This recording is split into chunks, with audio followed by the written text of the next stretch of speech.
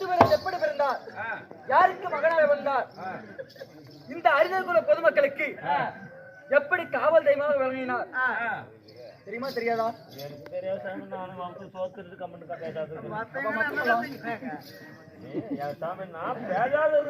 நீங்க எப்படி பண்றாங்க வரலாறு எனக்கு எப்படி தெரியா?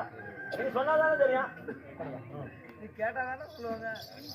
இதோ காசி மாநகரை ஆண்டு வந்த காசி மன்னனுக்கும் சண்பகவல்லிக்கும் திருமணமானது முடிந்து பாரா 12 வருட காலமாக புத்திரி வைக்கமே இல்லாமல் படிக்க வாழ்ந்து வந்தார்கள்.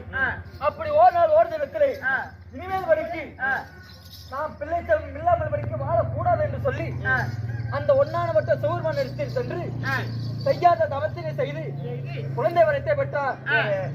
அந்த குழந்தை வரம் எப்படி? அந்த குழந்தைக்கு வயதோ 16, வாலிபமோ 90 என்று சொல்லி அந்த சிவனார் வரமளிக்க அந்த வரத்தை பெற்றுக் கொண்டு வந்த உடனே 11 மாதங்கள் சென்ற உடனே அழகிய ஒரு ஆண் குழந்தை பிறந்தது.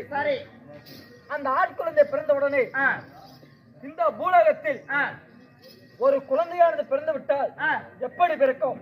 குழந்தை பிறந்தா எல்லாத்துக்கும் பிறந்த மாதிரி தான் பிறக்கும். 2 கை 2 காலோட தான் பிடிக்கும் இல்லையா?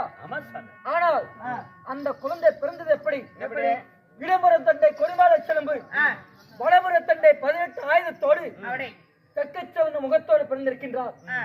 இந்த குழந்தை பிறந்ததை பார்த்தால் ஏதோ ஒரு தெய்வத்தின் அருளால் பிறந்தது போல் தெரிகிறது என்று சொல்லி அந்த காசி மன்னனும் சண்பகவல்லியும் அஞ்சிக் கொண்டு அவருடைய நாட்டிலே இருக்கக்கூடிய பஞ்சாங்க கலைஞரை அழைத்து வந்து பஞ்சாங்கத்தை கணிக்கிறார்கள்.